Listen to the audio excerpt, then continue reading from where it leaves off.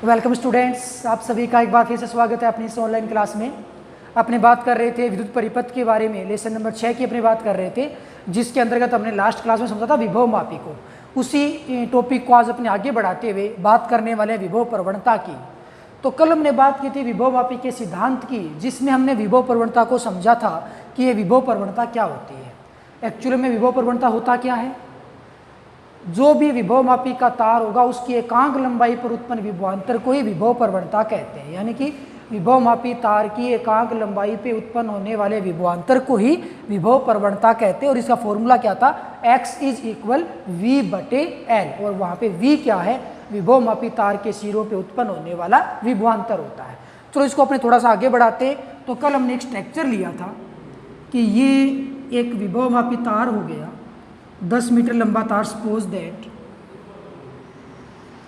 यहाँ हमने एक प्राथमिक परिपथ ले लिया, ये कुंजी K हो गया, धारा नियंत्रक RH, और इसका संबंध कुछ इस प्रकार से है। और जिस सेल या प्रतिरोध का हमें वोल्टता ज्ञात करनी है, विभवांतर ज्ञात करना है, उसको अपने द्वितीयक परिपथ में लगा लेते हैं। और यहाँ पे लगाया हमने गैल्वेनोमीटर, और जो कि J की सहायता से यहाँ पे अपने इस वायर के ऊपर इस जो कि J को मूव करवाना है। ऐसा कुछ सिस्टम था। तो विभव प्रवणता का कल हमने फॉर्मूला देखा था कि विभव प्रवणता x = होता है v/L। v क्या होगा? L लंबाई के तार पर उत्पन्न होने वाला विभवांतर है। यहाँ पे x के अन्य कई रूप बन सकते हैं, कई फॉर्मूले बन सकते हैं। तो x बराबर क्या बन जाएगा? v के स्थान पे आप क्या लिख सकते हो? IR लिख सकते हो, बटे हो जाएगा L। ये समीकरण नंबर 2 आ गई। v यहाँ पे इस तार की वोल्टता यानी कि विभवांतर, I यहाँ पे तार में से गुजरने वाला कुल धारा हो गई, और प्रतिरोध इस तार का कैपिटल R हो गया। ओके, तो v बराबर हमने क्या लिखा? IR लिखा। तो भाई इस परिपथ के अंदर से धारा कितनी गुजरेगी, I का मान कितना होगा, उसको सबसे पहले आप फाइंड आउट कर लो। इस तार में से गुजरने वाली धारा को आप ओम के नियम से ज्ञात कर लो। I बराबर होता है v/R। मतलब ये हो गया कि इस तार में प्रवाहित धारा बराबर होगा इस तार की वोल्टता बटे इस तार का प्रतिरोध। ओके, और इस तार में से जो भी धारा गुजरेगी वो कंप्लीट परिपथ में से गुजर के आएगी, क्योंकि ये तार इस परिपथ में श्रेणी क्रम में लगा हुआ है। तो सिंपल सी बात होगी कि यहाँ पे धारा है वो इस तार में से गुजर रही है, तो इस तार की वोल्टता यानी कि इस तार की कितनी वोल्टता होगी, कंप्लीट वोल्टता, वो यहाँ पे आ जाएगी बटे में कुल प्रतिरोध। परिपथ का कुल प्रतिरोध कितना होगा वो यहाँ पे हमें डिफाइन करना होगा। कुल मिलाकर के शॉर्ट एंड स्वीट ये मान लो, I है वो कंप्लीट परिपथ की कुल धारा है, V है वो परिपथ की वोल्टता है, और R है वो परिपथ का प्रतिरोध है। तो I कैसे ज्ञात करोगे? तो परिपथ की धारा आप यहाँ से ज्ञात कर सकते हो। परिपथ की धारा I बराबर क्या बन जाएगा? v/R। इस परिपथ में वोल्टता कितनी है? एक परिपथ में वोल्टता उतनी ही होती है जितनी वोल्टता की उसमें बैटरी लगी होती है। तो यहाँ पे बैटरी की बात करें तो E वोल्टता की एक बैटरी लगी हुई है, तो कुल वोल्टता बन जाएगी कैपिटल E। क्यों? क्योंकि जितनी बैटरी की वोल्टता होगी उतनी ही तार की वोल्टता होगी, दोनों मान बराबर होते हैं। आरोपित वोल्टता बराबर उत्पन्न वोल्टता होता है। तो यहाँ पे इसके सिरों पे उत्पन्न वोल्टता भी कैपिटल E ही होने वाली है, बटे में परिपथ का कुल प्रतिरोध कितना होगा। अब परिपथ में यहाँ पे 3 प्रतिरोध लगे हुए हैं। 3 प्रतिरोध कौन कौन से हैं? एक तो सेल का प्रतिरोध होगा, आंतरिक प्रतिरोध जिसको हम कह सकते हैं। धारा नियंत्रक का अपना प्रतिरोध होता है, धारा नियंत्रक का भी एक प्रतिरोध होता है जो अपने प्रतिरोध को बढ़ा करके धारा को कंट्रोल कर लेता है, कम कर लेता है। और तीसरा प्रतिरोध इस तार का प्रतिरोध होगा जो कि कैपिटल R हमने माना है। ओके, तो अब आप क्या कह सकते हो कि इस परिपथ में 3 प्रतिरोध हैं, तीनों इस श्रेणी क्रम में। इसका प्रतिरोध स्मॉल r मान लो, इसका प्रतिरोध R' मान लो, और इस तार का प्रतिरोध है वो कैपिटल R है। तो तीनों प्रतिरोध श्रेणी क्रम में है, तो यहाँ पे कुल प्रतिरोध कितना बन जाएगा? कैपिटल R तार का प्रतिरोध हो गया, स्मॉल r आंतरिक प्रतिरोध हो गया, और R' धारा नियंत्रक का प्रतिरोध हो गया। तो ये यहाँ से धारा का मान निकल के आ चुका है, I का मान निकल के आ चुका है। ठीक है जी। तो x कितना बन जाएगा? तो x = I के स्थान पे लिख दोगे E/R R plus small R R dash, ये तो आ गया आई का मान, इनटू हो जाएगा आर बटे एल, और ये समीकरण नंबर 4 एक्स का एक इम्पोर्टेंट फॉर्मूला निकल के आएगा। तो इस चीज़ को भी आप थोड़ा सा ध्यान में रखोगे कि एक्स का मान हमें कितना प्राप्त होता है। ओके, तो एक फॉर्मूला तो ये हो गया, दूसरा फॉर्मूला इसके लिए ये हो गया, तो तीसरा एक्स का फॉर्मूला वो समीकरण नंबर 4 में रहा। इसी बीच हमने एक धारा का भी फॉर्मूला फाइंड आउट कर लिया है, और एक चौथा फॉर्मूला यहाँ से और निकल के आएगा। समीकरण 2 को आप पुनः लोगे तो समीकरण 2 से एक फॉर्मूला और निकाल सकते हो, पुनः समीकरण 2 से। समीकरण 2 से क्या बन जाएगा भाई, आर लेसन नंबर 5 में पढ़ा था, प्रतिरोध का मान रोले बाई ए होता है। आर का मान कितना होता है, रोले बाई ए। रो तार की प्रतिरोधकता, एल तार की लंबाई को हमने कैपिटल एल लिया है, ए तार का अनुप्रस्थ काटक क्षेत्रफल, तो आप आर के स्थान पे रोले बाई ए पुट कर दीजिए, तो एक्स का मान आई बटे L into role by A, L से एल कैंसिल हो जाएगा, तो ये बचेगा आई रो अपॉन में ए। ये समीकरण नंबर 5 एक एक्स का अन्य फॉर्मूला निकल के आएगा। तो ये जितने भी फॉर्मूले हैं वो सारे मोस्ट इंपॉर्टेंट है, न्यूमेरिकल इनके ऊपर डिपेंड करता है, और पूरी संभावना होती है कि इस लेसन में यदि 1 या 2 नंबर का न्यूमेरिकल आता है तो वो विभव प्रवणता के फॉर्मूले पे डिपेंड हो, बेस्ड हो। तो ये सारे फॉर्मूले आप याद रखोगे, एक्स का मान वी बटे एल होता है, आई आर बटे एल भी होता है। ये फॉर्मूला भी अपने आप में मोस्ट इंपॉर्टेंट है, धारा निकालनी पड़ती है कुछ इस प्रकार से, और x बराबर इतना बन जाएगा फिर, और x बराबर आई रो बटे में a भी बन जाता है। अब यहाँ पे मैं एक मज़ेदार बात ये बता देता हूँ कि जब भी अपने न्यूमेरिकल करते हैं तो न्यूमेरिकल करते वक्त क्वेश्चन की लैंग्वेज कुछ इस प्रकार से होती है कि नैगण्य आंतरिक प्रतिरोध वाले सेल को हमने परिपथ में जोड़ दिया। प्रतिरोध कितना लिया सेल का, नैगण्य, यानी कि स्मॉल आर जो कि अपने आंतरिक प्रतिरोध की बात करते हैं उसको 0 ले लिया जाता है। उस केस में x का मान जब भी आप ज्ञात करते हो तो r यहाँ पे हमें 0 रखना होगा। क्यों, क्योंकि क्वेश्चन में बाकायदा दिया गया है कि आंतरिक प्रतिरोध वह नैगण्य है। उस केस में x का मान e बटे capital R plus R dash into R बटे एल हो जाता है, और यहाँ पे ये जो r है और ये जो कैपिटल R है ये दोनों एक ही राशियाँ हैं जो कि इस तार विभवमापी तार का प्रतिरोध है। ओके, तो ये दोनों एक ही राशि हैं, और ध्यान रखना क्वेश्चन की लैंग्वेज क्या दी गई है उसके अनुसार स्मॉल आर का मान 0 हो सकता है कि इसका प्रतिरोध भी नैगण्य बोल दिया जाए तो उस केस में आर डैश भी 0 बन जाएगा। कहने का मतलब जिस प्रतिरोध का मान 0 दे रखा है, नैगण्य दे रखा है, उसको आप न्यूमेरिकल सोल्व करते वक्त 0 कैलकुलेट करोगे। और इस तार का प्रतिरोध कभी भी 0 नहीं दिया गया होता, क्योंकि एक मिश्र धातु होती है जिसका प्रतिरोध अवश्य निश्चित रूप से होता है। ओके, तो इन फॉर्मूलों को यूज में लेते वक्त भी आपको थोड़ी सी सावधानी बरतनी होगी। तो ये था अपने पास विभव प्रवणता। अब अपने बात ये करते हैं कि विभव प्रवणता किन किन भौतिक राशियों पर निर्भर करती है। विभव प्रवणता की निर्भरता को देखते हैं। सिंपल सा, यदि आपके फॉर्मूले वगैरह याद हैं तो आप आसानी से बता पाओगे कि जो भी विभव प्रवणता होती है x, वो किस पे डिपेंड करेगी, वो I पे डिपेंड करेगी। किस प्रकार, जो भी विभव प्रवणता होती है वो परिपथ में प्रवाहित धारा के समानुपाती होती है। साफ दिख रहा है? ओके, L के व्युत्क्रमानुपाती होगी, x व्युत्क्रमानुपाती L होगा, क्योंकि x समीकरण से आप देख सकते हो x व्युत्क्रमानुपाती L निकल के आता है। इसी प्रकार से I जो है वो जो भी वोल्टता होगी प्राथमिक सेल की उसके भी समानुपाती हो जाएगी। तो कुल मिलाकर के बात ये हो गई कि x समानुपाती कैपिटल E बन जाता है।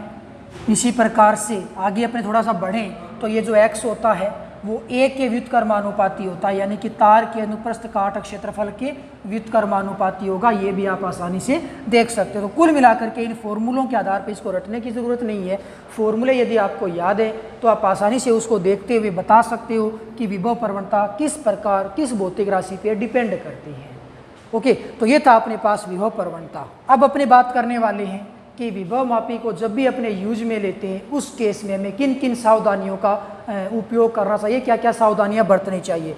जो सावधानियां हमने मीटर सेतु में यूज की थी सेम वही सावधानियां यहाँ पे निकल के आती है।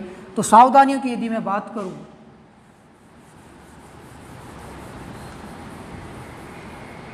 सावधानियां,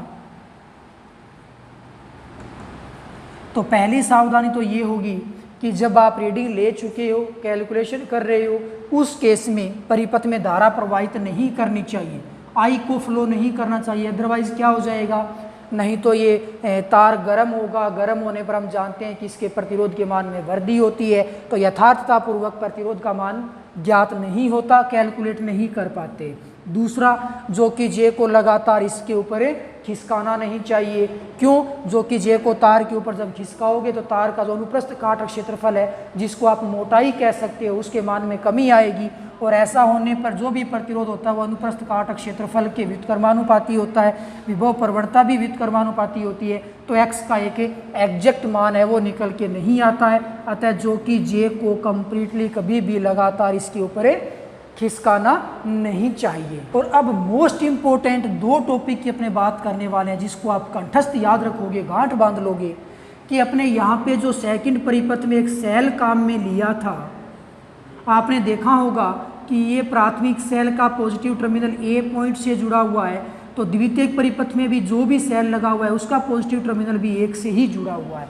विभव मापी का संयोजन करते वक्त इस बात का हमें विशेष रूप से ध्यान रखना होता है कि इस विभव मापी के सर्किट में जितनी भी बैटरी या सेल लगे होते हैं उनका पॉजिटिव टर्मिनल एक साथ संयोजित होना चाहिए और उनका नेगेटिव टर्मिनल एक साथ संयोजित होना चाहिए। मतलब वो एक निश्चित पॉइंट पे ही संयोजित रहने चाहिए। ऐसा नहीं है कि पॉजिटिव इसका पॉजिटिव ए पे जोड़ दिया और इस दूसरे वाले का पॉजिटिव बी पे जोड़ दिया, ऐसा कतई नहीं हो सकता। परिपथ अपना गलत होगा, एग्जैक्ट मान निकल के नहीं आएगा। शॉर्ट एंड स्वीट सारे धनाग्र सिरे जो है, पॉजिटिव टर्मिनल जो है, वो सारे के सारे एक निश्चित पॉइंट पे जुड़ेंगे। वो ए पे भी जुड़ सकते हैं और वो बी पे भी जुड़ सकते हैं इच्छा अनुसार, लेकिन सारे जुड़ेंगे एक साथ। और चौथा एक मोस्ट इंपॉर्टेंट रूल ये होता है कि जो भी प्राथमिक सेल लगा हुआ है, यानी कि प्राथमिक परिपथ में जो भी सेल या बैटरी लगी हुई है, उसकी वोल्टता हमेशा द्वितीयक परिपथ में लगे सेल या बैटरी की वोल्टता से ज़्यादा होनी चाहिए। मान लो प्राथमिक परिपथ में बैटरी 5 वोल्ट की लगी हुई है, तो द्वितीयक परिपथ में आप जो भी बैटरी लगाते हो वो बैटरी 5 वोल्ट से ज़्यादा नहीं होनी चाहिए, वो तो 5 वोल्ट की भी नहीं होनी चाहिए। मान द्वितीयक परिपथ में जो भी बैटरी लगी हुई है उसका 5 वोल्ट से कम ही होना चाहिए। ऐसा नहीं होगा तो क्या होगा? यदि ऐसा नहीं होता है तो फिर जो भी अपने शून्य विक्षेप की स्थिति प्राप्त करना चाहते हैं, गैल्वेनोमीटर में 0 विक्षेप लाना चाहते हैं, वो हमें नहीं मिलेगा। यानी कि आप पाठ्यांक नोट नहीं कर सकते हो, कोई भी रीडिंग वगैरह नहीं आएगी, क्योंकि उस कंडीशन में शून्य विक्षेप ही प्राप्त नहीं होगा, तो रीडिंग आना तो बहुत दूर की बात होती है। तो ये दो मोस्ट इंपॉर्टेंट पॉइंट हैं कि जितने भी बैटरी लगी हुई है सबके धनाग्र या पॉजिटिव टर्मिनल एक साथ जुड़े होने चाहिए, और प्राथमिक परिपथ में जो भी बैटरी लगी हुई है उसकी वोल्टता का मान हमेशा द्वितीयक परिपथ में लगी वोल्टता से हमेशा और हमेशा क्या होना चाहिए? ज़्यादा होना चाहिए। तो ये था विभव प्रवणता से संबंधित कुछ इंपॉर्टेंट बातें, विभव मापी से में संयोजन करते वक्त रखी जाने वाली सावधानियाँ। अब अपने बात करने वाले विभव मापी का मानकीकरण क्या होता है। तो नेक्स्ट अपने पास टॉपिक है विभव मापी का मानकीकरण।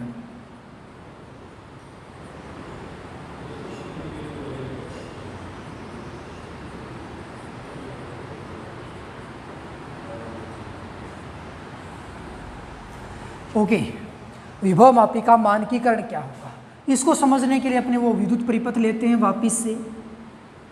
ये विभव मापी तार हो गया ए बी, यहाँ पे हमने प्राथमिक परिपथ में एक सेल जोड़ दिया, कुंजी के धारा नियंत्रक RH हो गया, और यहाँ पे हमने द्वितीयक परिपथ में मान लो एक बैटरी है या सेल है, उसका V-बाबल यानी कि वोल्टता हमें ज्ञात करनी है। तो ऐसा कुछ सिस्टम हमने तैयार कर दिया, इसकी वोल्टता E1 मान ली और प्राथमिक सेल की वोल्टता को हमने E नाम दे दिया। ऐसे सिंपल से अपने पास एक व्यवस्था है। ओके जी, तो विभव मापी का मानकीकरण क्या होगा? पहली बात तो ये कि x का मान आपने ज्ञात किया है V/L के अनुसार, ठीक है। आपने यहाँ पे जो भी बैटरी ले रखी है, प्राथमिक परिपथ वाले से भी आप x का मान ज्ञात कर सकते हो, द्वितीयक परिपथ से भी आप x का मान ज्ञात कर सकते हो, यानी कि विभव प्रवणता दोनों परिपथ से ज्ञात की जा सकती है। बस फर्क इतना होगा कि जब आप प्राथमिक परिपथ में विभव प्रवणता ज्ञात करना चाहते हो तो ये प्राथमिक परिपथ में लगी बैटरी की वोल्टता होगी और उतने बड़े परिपथ में आने वाले कंप्लीट तार की लंबाई ये होगी। मान लो ये यहाँ पे 5 वोल्ट है, जरा गौर से सुनना, मोस्ट इंपॉर्टेंट बात है अभी, और तार की कुल लंबाई 10 मीटर है। ये इसकी वोल्टता 3 वोल्ट है और यहाँ ए से लेके सी तक की लंबाई है वो 3 मीटर है। तो क्या होगा, आप x का मान दोनों ही केस में कैसे ज्ञात कर पाओगे? यदि आप प्राथमिक परिपथ से x का मान ज्ञात करने वाले हो, उस केस में प्राथमिक परिपथ की वोल्टता और प्राथमिक परिपथ में जितना तार आ रहा है उतनी लंबाई यहाँ पे तार की हमें लेनी होती है। जैसे यहाँ पे वोल्टता कितनी आ रही है 5 वोल्ट और लंबाई फिर इस प्राथमिक परिपथ में कंप्लीट तार अपने पास है ए से लेके बी तक, क्योंकि पूरा तार काम में आ रहा है, तो कुल लंबाई 10 बन जाएगी।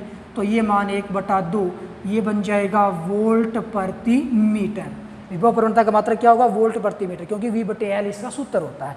अब यहाँ से यदि मैं एग्जैक्ट बात करूँ ना, तो जब आप इसको मान लो कि ये 2.5 वोल्टेज है तो इसके लिए विभव प्रवणता यहाँ पे हमें 5 मीटर पे लगभग प्राप्त हो जाएगी। ठीक है, ये इसका लगभग एक एग्जैक्ट रेशियो आने वाला है। तो ये तो बात होगी प्राथमिक परिपथ से x का मान। अब आप यदि द्वितीयक परिपथ से x का मान ज्ञात करना चाहते हो तो द्वितीयक परिपथ की वोल्टता और द्वितीयक परिपथ के लिए संतुलित लंबाई, तो द्वितीयक परिपथ की वोल्टता यहाँ पे कितनी आएगी 2.5 वोल्ट आएगी और संतुलित लंबाई।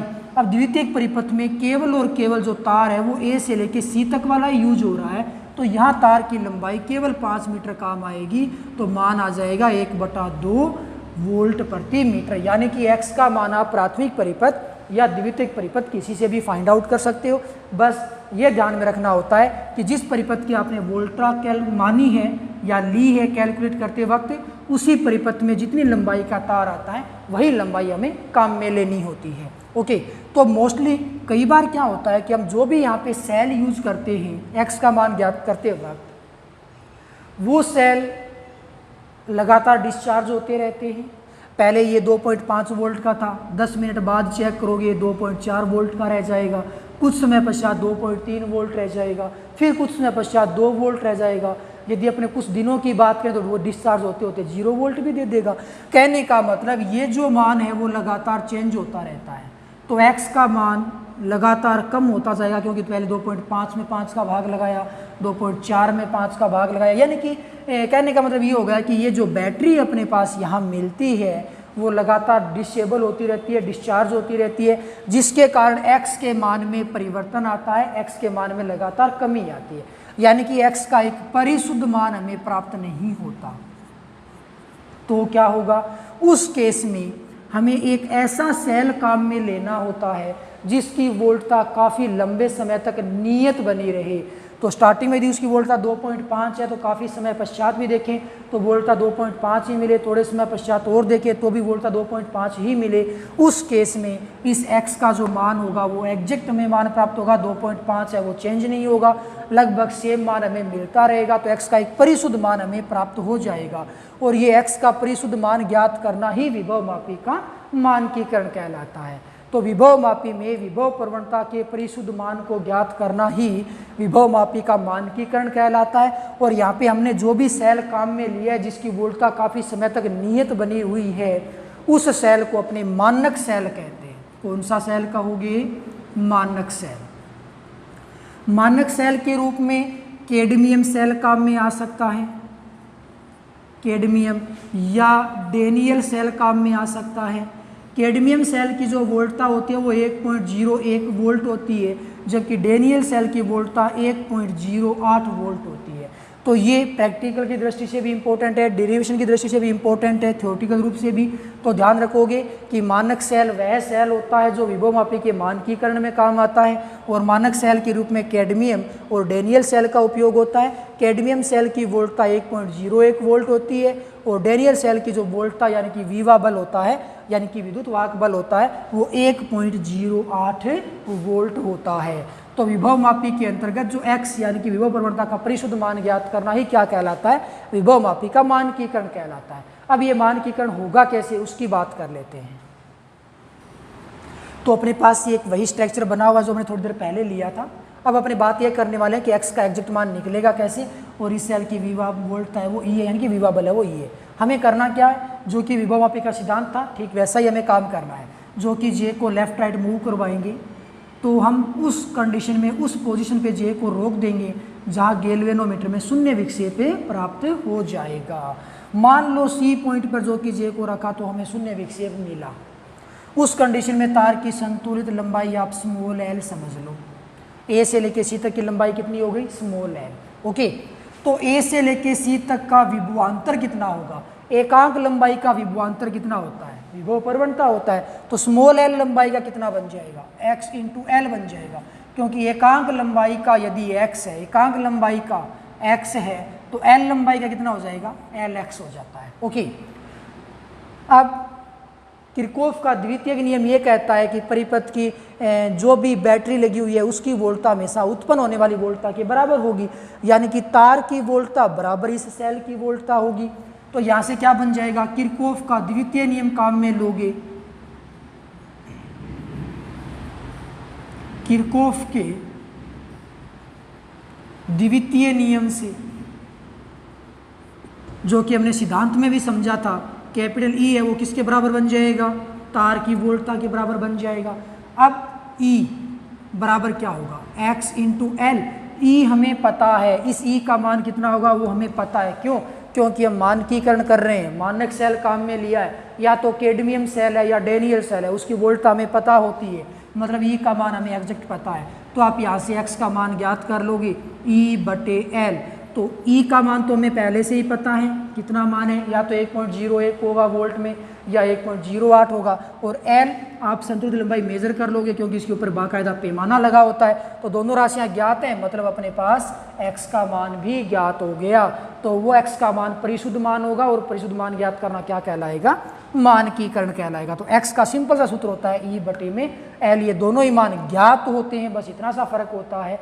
सो आप आज ध्यान रखोगे, मानकीकरण एक मोस्ट इंपॉर्टेंट टॉपिक है। इससे पहले हमने विभव प्रवणता के भी अनेक सूत्र देखे थे, वो भी मोस्ट इंपॉर्टेंट थे। सो आज के लिए बस इतना ही, कल अपने विभव मापी के टॉपिक को आगे बढ़ाएंगे। तब तक के लिए बाय, थैंक यू।